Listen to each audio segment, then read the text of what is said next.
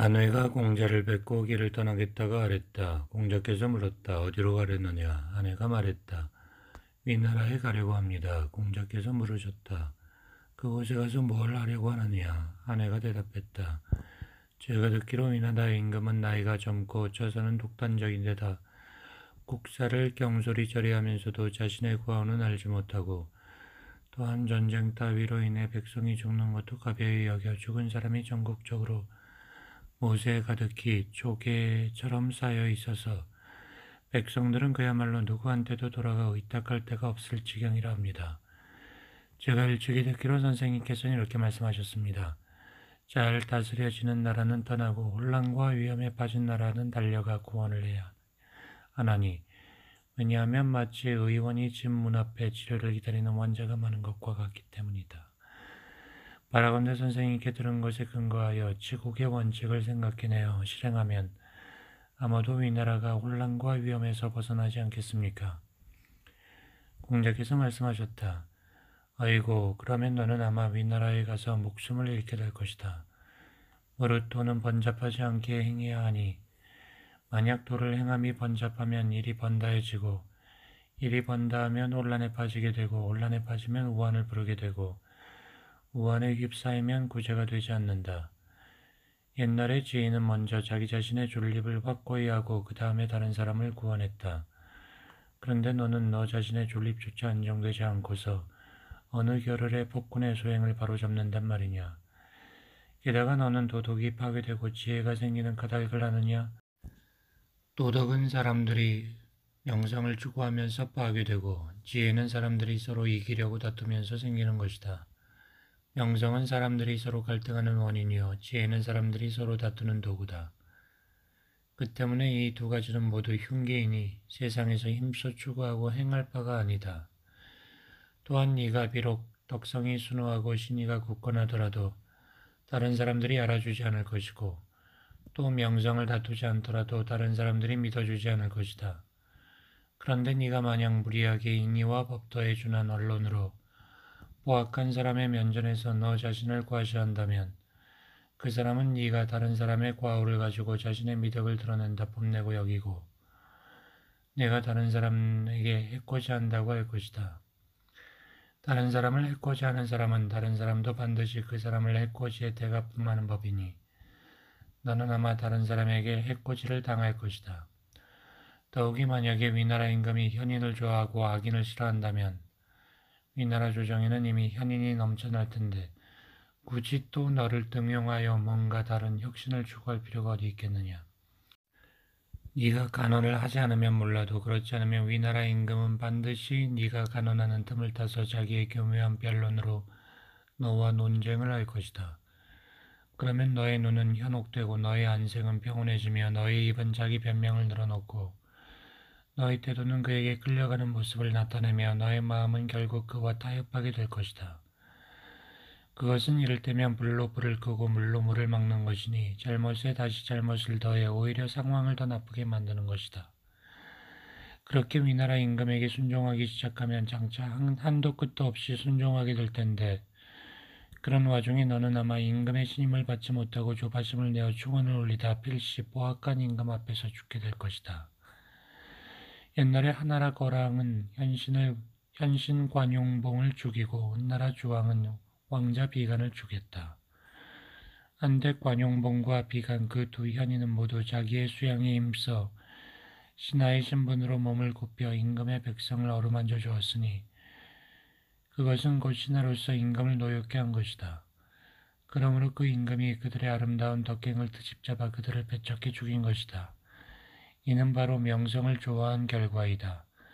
또 옛날에 요임금은 총, 지, 서, 세나라를 공격하고 우임금은 유호를 공격했다. 그리하여 그들 네 나라의 땅은 폐허가 되고 백성은 죽어 귀신이 되었으며 군주들 자신은 모두 죽임을 당했는데 그것은 그 네 나라 군주들이 끊임없이 전쟁을 하며 진리를 추구하기를 멈추지 않았기 때문이다. 이는 모두 허명과 진리를 추구한 결과이다. 너는 설마 이런 얘기를 듣지 못했느냐? 명리에 대한 욕심은 성인도 이기지 못하거늘 하물며 너야 더 말할 너희가 있겠는가? 그러나 그렇긴 하지만 너는 분명히 내 나름대로의 생각과 방법이 있을 것이다. 어디 한번 나에게 말해보거라. 아내가 말했다. 단정한 태도와 겸허한 마음으로 부지런히 온 심력을 거기에만 쏟아부으면 되지 않겠습니까? 공자께서 말씀하셨다. 어허, 그렇게 해서 어떻게 되겠느냐. 위나라 임금은 내심에 굳세고 거만한 기운이 가득하여 걸핏하면 본색을 드러내는 데다 기뻐하거나 화내는 기색의 변화가 무상하여 보통 사람은 감히 그의 뜻을 거스르지 못한다. 그 뜸을 따서 그는 곧 다른 사람의 감정이나 생각을 억눌러 자신의 마음이 기쁘고 흡족하기를 꾀한다. 그럼 위나라 임금은 이름하여 날로 점차 깨닫게 하는 일깨움으로도 감화시킬 수 없거늘 하물며 일시에 깨닫게 하는 일깨움으로야 더 말할 나위가 있겠느냐. 그는 분명 자기 생각을 고집하며 변화하지 않을 것이며 설령 겉으로는 너의 의견에 공감한다 할지라도 속으로는 결코 자기 주장을 굽히지 않을 텐데 내가 말하는 대로 그렇게 해서 어떻게 되겠느냐. 아내가 말했다. 그렇다면 저는 마음은 곱고 바르게 유지하되 몸가짐은 공손하게 하면서 옛말을 인용해 옛사람에 빗대어 말할 것입니다. 마음을 곱고 바르게 유지하는 것은 곧 하늘을 본받는 것이며 하늘을 본받으면 임금님과 제가 모두 하늘이 낳은 존재임을 알게 될 것입니다. 그런데 제가 어떻게 유독 제 자신이 하는 말만을 다른 사람이 옳다고 여기기를 바라거나 다른 사람이 옳다고 여기지 않는 것을 따지겠습니까? 아무튼 그렇게 하면 사람들이 저를 천진한 동자 같은 사람이라 할 것인데 이를 일컬어 하늘을 본받는 것이라 하겠습니다. 그리고 몸가짐을 공손하게 하는 것은 다른 사람을 본받는 것입니다. 오를 잡거나 꿇어앉거나 허리를 굽혀 절하거나 두 손을 맞잡고 웁하는 것은 임금에 대한 신하의 예입니다. 다른 사람들이 다 그렇게 하는데 제가 어떻게 감히 그렇게 하지 않겠습니까? 다른 사람들이 다 하는 것을 하면 다른 사람들도 저를 비난하지 않는데 이를 일컬어 다른 사람을 본받는 것이라 하겠습니다. 또 옛말을 인용해 옛사람에 빗대어 말하는 것은 옛사람을 본받는 것입니다. 그렇게 제가 하는 말은 비록 선을 권하는 것이지만 사실은 잘못을 고치라는 뜻을 담고 있습니다. 이런 방식으로 가라는 것은 옛날부터 있었으며 제가 새롭게 하는 것은 아닙니다. 아무튼 그렇게 하면 비록 직언을 하게 되지만 그래도 화를 당하지 않는데 이를 일컬어 옛사람을 본받는 것이라 하겠습니까? 이같이 하면 되겠습니까? 공자께서 말씀하셨다. 어허, 그렇게 해서 어떻게 되겠느냐? 사람의 잘못을 바로잡는 방법인 조목조목 너무 많아서 제대로 효과를 내지 못할 것인데 네 생각이 비록 다소 고루하기는 하나 그래도 위나라 임금에게 잘못을 저질러 죄를 얻지는 않을 것이다. 다만 비록 그렇게 하지만 기껏해야 죄를 얻지 않는 거기까지일 뿐이거니 어찌 위나라 임금을 감화시킬 수 있겠느냐. 너는 여전히 네 생각을 고집하는구나. 아내가 말했다. 저로서는 이보다 더 좋은 방법이 없습니다. 선생님께서는 어떤 좋은 방법이 있는지 감히 여쭙겠습니다. 공자가 말씀하셨다. 먼저 제기하거라. 그러면 내가 너에게 말해주마. 너는 자신의 주관적인 생각을 가지고 위나라 임금을 감화시키려고 하지만 그게 어찌 그리 쉽겠느냐. 만약 쉽다고 한다면 그건 자연의 이치에 맞지 않는 것이다. 아내가 말했다. 저는 집이 가난해서 술을 마시지 않고 고기를 먹지 않은 지 여러 달이 되었습니다. 이러하면 제게라고 할 수 있겠습니까? 공자께서 말씀하셨다. 그것은 제사 때 하는 제게지 심제가 아니다. 아내가 말했다. 감히 여쭙겠습니다. 심제는 어떻게 하는 것입니까? 공자가 말했다. 너는 사고를 순일하게 하고 귀로 듣지 말고 마음으로 들을 것이며 나아가서는 또 마음으로 듣지 말고 귀로 들어야 할 것이다. 귀는 소리를 듣는데 그치고 마음은 만물에 감응하는 데 그친다. 반면에 귀란 지극히 허정하여 만물을 그대로 받아들이는 것이다. 그리고 오직 대도만이 허정한 경지에 집중된다. 요컨대 마음을 고도로 수양해 허정한 상태에 이르게 하는 것이 바로 심제이다. 아내가 말했다. 제가 아직 심제에 대한 가르침을 받지 못했을 때는 확실히 제 자신의 존재를 느끼며 자아를 망각하지 못했습니다. 하지만 심제에 대한 일깨움을 받은 후에는 마침내 제 자신의 존재를 느끼지 못하겠습니다. 이러면 제 마음 상태가 허정하다고 할 수 있겠습니까? 공자가 말했다. 그래 충분하다. 이젠 내가 너에게 말하노라. 너는 위나라 경내로 들어가 마음껏 논일 수 있더라도 명리의 마음을 움직이지 말 것이며 위나라 임금이 너의 의견을 받아들이면 그때는 진언하고 받아들이지 않으면 진언하지 마라. 그리고 마음의 문을 굳게 닫지 말고 또 성급히 발끈해 원하지 말 것이며 내 마음을 한껏 순일하게 하여 일체의 언행을 항상 그렇게 하지 않을 수 없는 부득이한 상황이 되어서야 비로소 그렇게 한다면 너의 처세는 거의 상당한 경지에 이르렀다 할 것이다. 무릇 사람이 아예 길을 가지 않기는 쉬워도 길을 가며 자취를 남기지 않기는 어렵다. 또한 사람에게 불임을 당하면 허위로 하기는 쉬워도 하늘에 불임을 당하면 허위로 하기 어렵다. 날개가 있어서 난다는 소리를 들었어도 날개 없이 난다는 소리는 듣지 못했으며 지혜가 있어서 사물을 안다는 소리는 들었어도 지혜가 없이 사물을 안다는 소리는 듣지 못했다. 저 허정한 마음을 보아라. 아무런 선입견도 없는 지극히 허정한 마음은 무념무욕의 순수하고 청정한 정신세계를 낳고 또한 길하고 복된 기운이 그 마음에 모여들 것이다. 헌데 만약 그 마음이 허정함에 잠기지 않는다면 그것은 곧 몸은 방 안에 가만히 앉아 있는데 마음은 밖으로 내달리는 것과 같다. 하지만 눈과 귀의 감각을 마음속 깊이 통하게 하면서 마음속의 세속적 지혜를 깡그리 내쳐버린다면 귀신도 달려와 머물 것인데 하물며 사람이랴. 그것이 바로 만물의 변화에 순응함이며 순임금과 우임금이 견지한 처세 원칙의 핵심이며 복기와 괴거가 종신토록 받들어 행한 준칙이거늘 하물며 보통 사람들이야 더 말할 나위가 있겠느냐. 섭공자구가 장차 제나라의 사신으로 가게 되어 공자께 여쭈었다. 우리 초나라 임금님이 저를 사신으로 보내며 맡긴 임무가 심히 막중합니다. 그런데 제나라가 외국 사신을 응대한다는 것은 대개 겉으로는 매우 공경하면서도 저희가 바라는 일은 서두르지 않고 질질 끌 것입니다. 보통 사람도 그 습성을 바꾸게 하지 못하는데 하물며 한나라의 제후에 어떻겠습니까? 그래서 저는 몹시 걱정이 됩니다. 선생님께서 일찍이 저에게 이렇게 말씀하셨습니다. 무릇 일이란 크거나 작거나를 막론하고 바른 도를 따르지 않고 훌륭한 성과를 내는 경우는 드물다. 이를 이루지 못하면 필시 임금님이 내리는 징벌을 받을 것이요. 이를 이루면 필시 흉중의 음양기운이 병정을 이루면서 속병을 앓을 것이다.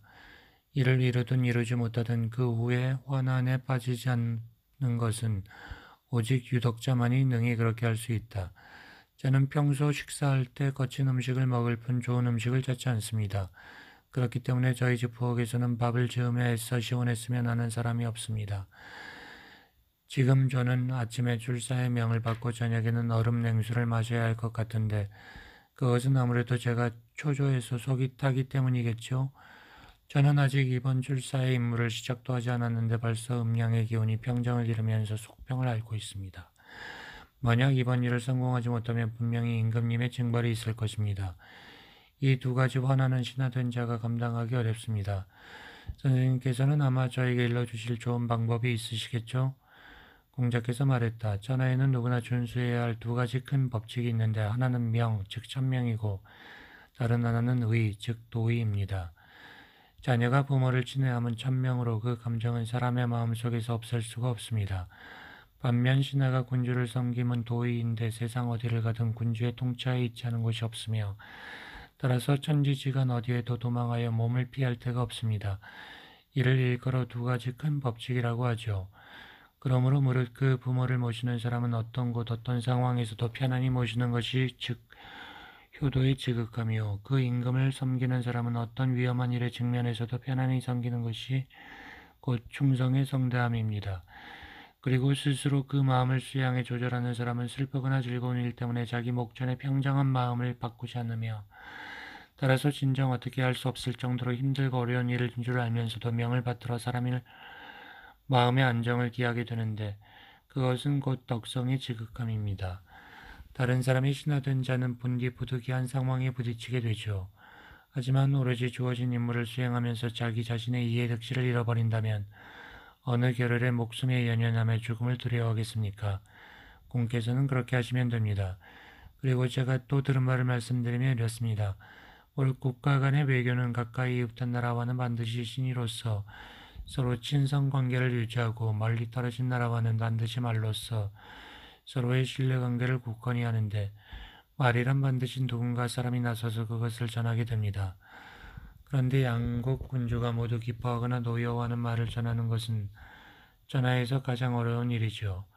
양국 군주가 다 기뻐한다면 필시 지나치게 치켜세우는 말이 많았을 것이고 양국 군주가 다 노여워한다면 필시 지나치게 헐뜯는 말이 많았을 것입니다. 대개 정도의 지나친 말은 거짓말이나 다름없는데 말이 거짓되면 그것을 믿게 하는 마음이 내키지 않게 되고 말에 믿음이 가지 않으면 그 말을 전하는 자신이 재앙을 당하게 되죠. 그러므로 격언에 이르기를 통상적인 감정에 맞는 말을 전해야 하며 정도의 지나친 말은 전하지 말아야 한다. 그러면 무난히 목숨을 보존할 수 있다라고 했습니다.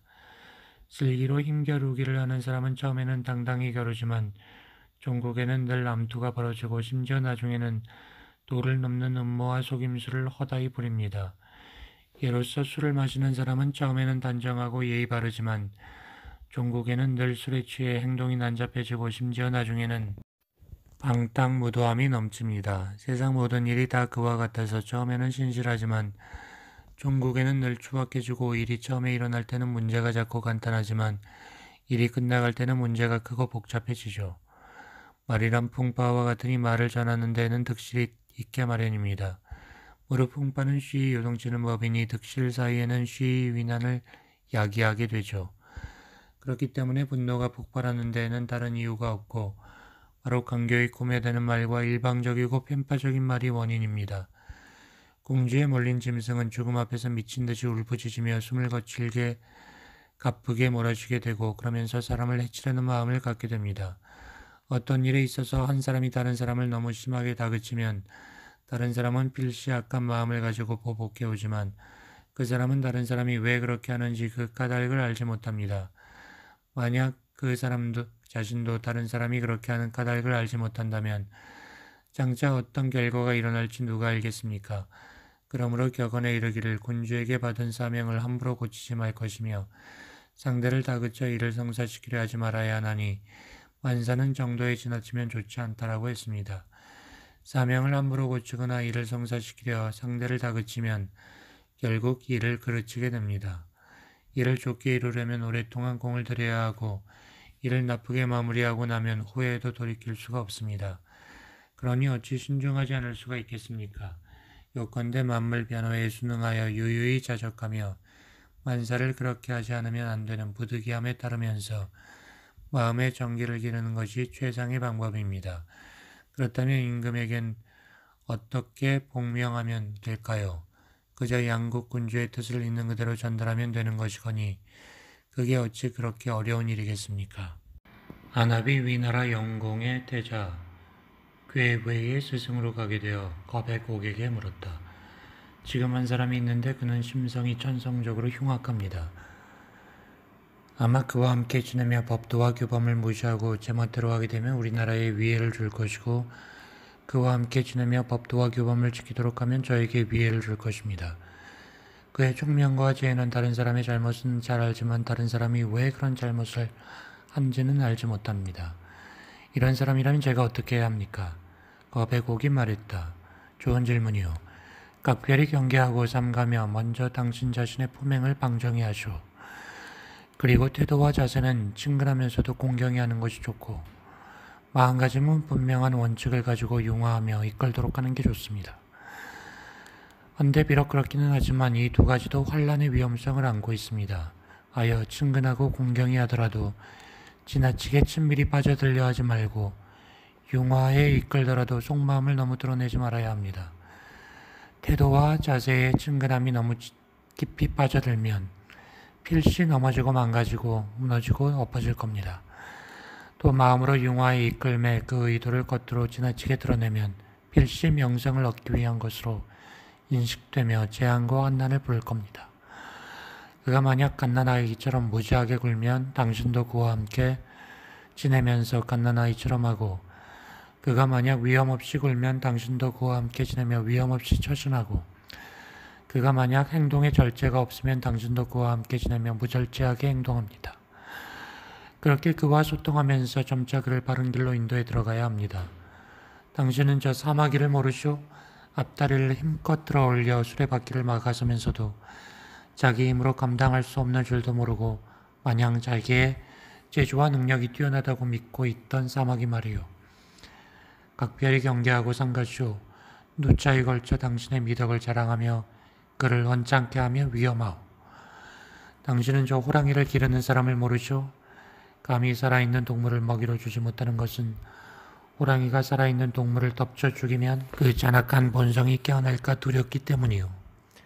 감히 해체하지 않은 동물을 통째로 주지 못하는 것은 해체하지 않은 온전한 동물을 찢어 먹으면서 호랑이의 잔악한 본성이 깨어날까 두렵기 때문이죠. 호랑이의 굶주림과 배부름에 따라 때를 잘 맞추어 호랑이가 사나운 마음을 누그러뜨리게 해야 합니다. 호랑이는 사람과 다른 종인데도 자기를 기르는 사람에게 알랑거리는 것은 사람이 호랑이를 그 성정의 수능에 기르기 때문입니다. 그러므로 호랑이가 자기를 기르는 사람을 물어 죽인다면 그것은 사람이 호랑이의 성정을 거스르기 때문인 것이죠.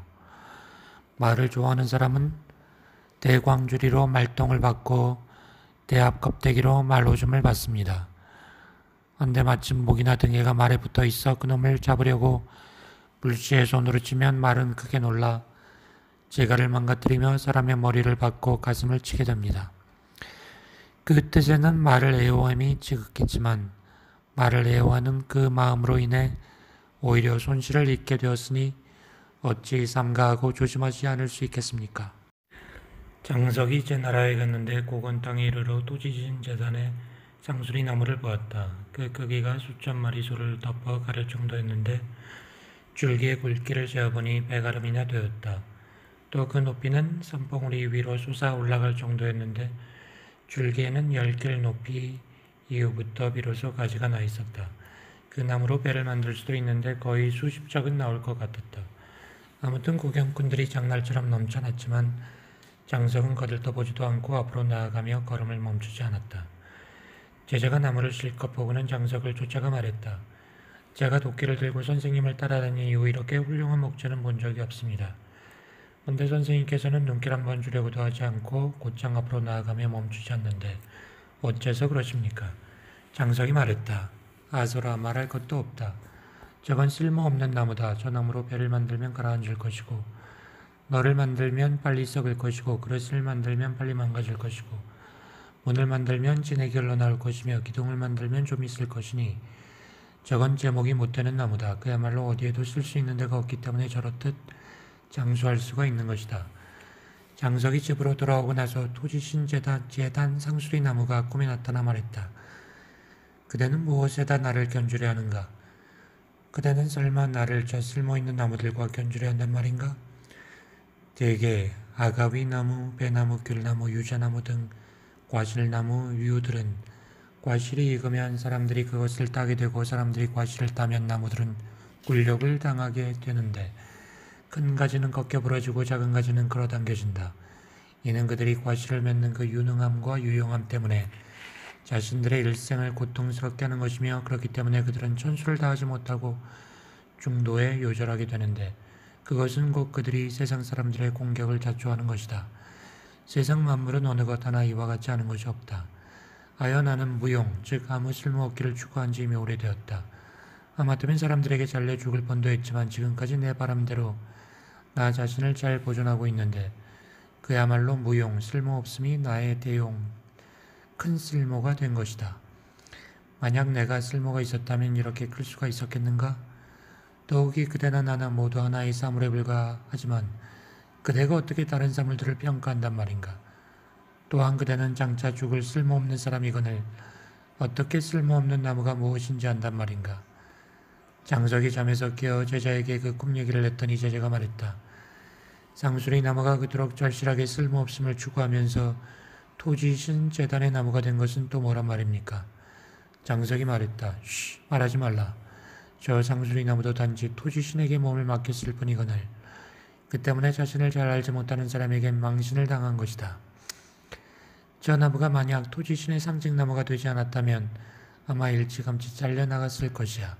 더욱이 저 나무가 자신을 온전하게 지키는 방법은 무사물들과는 다른데 일반적인 이치로 그 의도를 가늠한다면 어찌 너무 동떨어진 얘기가 아니겠는가. 남백자기가 상구를 유람하다 큰 나무를 보았는데 그 크기가 보통 나무들과 달리 너무 거대하여 넷빌의 말이 끄는 수대 1000대를 모아두어도 그 그늘에 덮여 가려질 정도였다. 자기가 말했다. 이게 무슨 나무인가? 이건 분명 특이한 제목이렸다. 한데 머리를 들어 그 가는 가지를 보니 꾸불꾸불하여 기둥이나 들보를 알 수도 없었고 머리를 숙여 그 큰 줄기 밑둥을 보니 중심에서 밖으로 갈라져 속널이나 건널을 할 수도 없었으며 그 잎을 핥았더니 입이 찜물러 상처가 나고 그 냄새를 맡았더니 사람이 술에 크게 취한 듯 정신이 혼미하여 사흘 동안 깨어나지 않았다. 자기가 말했다. 이것은 과연 제목이 되지 못하는 나무이며 그래서 이렇게 크게 자랄 수 있었던 것이다. 어허, 신이는 그 때문에 크게 쓰이는 제목이 되지 않는 것이구나. 송나라에는 형지라는 곳이 있는데 그곳에는 가래나무, 잣나무, 뽕나무가 자라는데 적합하다. 그런데 그 나무들 가운데 한두 소나기 이상 굵은 것은 원숭이를 메어둘 말뚝을 구하는 사람이 베어가고 굵기가 서너 아름 되는 것은 높고 큰 들보를 구하는 사람이 베어가고 굵기가 1~8 아름 되는 것은 귀족이나 부상 집안에서 통판의 널감을 구하는 사람이 베어간다. 그렇기 때문에 그 나무들은 천수를 다하지 못하고 중도에 그만 돋게 지켜 유절하고 마는데 이것이 바로 쓰임새가 많은 제목의 환란이다. 어르신에게 제사를 지내 환난과 제왕을 물리칠 때 이마가 흰 소와 코가 위로 뒤집혀진 돼지, 치질이 있는 사람은 하신에게 제물로 바쳐서는 안 된다. 이는 모두 무당들이 잘 알고 있는데 그것들은 곧 상스럽지 않은 것이란 얘기다. 하지만 그처럼 결함이 있다는 점은 바로 신인이 아주 상스럽게 여기는 바이다. 지리소란 이는 떡은 배꼽 쪽에 숨어있고 어깨는 정수리보다 높으며 목 뒤로 묶은 머리는 하늘을 가리키고 오장은 몸통 위쪽에 있으며 두 넓적다리는 겨드랑이에 붙어있다. 하지만 그는 싹바느질을 하거나 싹빨래를 하여 충분히 끼니를 이어갔고 또 죽간을 두드려 남에게 점을 쳐주며 충분히 10식구를 먹여 살렸다. 한편 나라에서 병사를 징집할 때도 지리소는 팔뚝을 걷어붙이고 징병관 사이를 돌아다니고 나라에 대규모 부역이 있어도 지리소는 몸이 불구였기 때문에 부역의 임무를 부여받지 않는다. 반면 나라에서 불구자에게 구제양식을 줄 때는 곡식 3종과 뜰나무 10단을 받는다. 무릇 그 몸에 결함이 있어 세상에 무소용한 사람도 오히려 그 자신을 보양하며 천수를 다할 수 있거늘 하물며 그 제덕을 잊어버린 사람이야 더 말할 나위가 있겠는가. 공자가 초나라에 갔는데 초광저벼가 그 숙소 문 앞을 거닐며 말했다. 봉황이여 봉황이여 어찌 그리 덕이 쇠했소. 미래의 아름다운 세상은 기대할 수 없고 과거의 아름다운 세상은 쫓아가 되돌릴 수 없다네. 세상의 바른 도가 행해지면 성인은 이상을 이루어가고 세상의 바른 도가 행해지지 않으면 성인은 생명을 보존한다네. 한데 지금 이 시대는 누구나 단지 형벌을 면하고자 할 뿐이다. 무릇 복은 깃털보다 가볍지만 사람들은 그것을 어떻게 받는지를 알지 못하고 화는 땅보다 무겁지만 사람들은 그것을 어떻게 피하는지 알지 못한다네. 그만두게 그만두어 사람들에게 미덕을 널리 알리는 것을 위태롭다네. 위태로워 땅에 선을 그어놓고 사람들에게 그것을 따라 달려가게 하는 것은 가시나무야 가시나무야 내 가는 길을 방해하지 마라. 이리 굽을 저리 굽을 험난한 길아 나의 두 발을 다치게 하지 마라. 산 위의 나무는 제목이 되니 배임을 자초하고 기름 등불은 어둠을 밝히니 불탐을 자초한다. 괴수나무는 식용이 될 수 있으니 그렇기 때문에 사람들이 베어가고 옷나무는 옷질하는 데 쓸 수 있으며 그렇기 때문에 사람들이 잘나간다. 이렇듯 사람들은 모두 유용함의 쓸모는 알지만 무용함의 쓸모는 알지 못한다.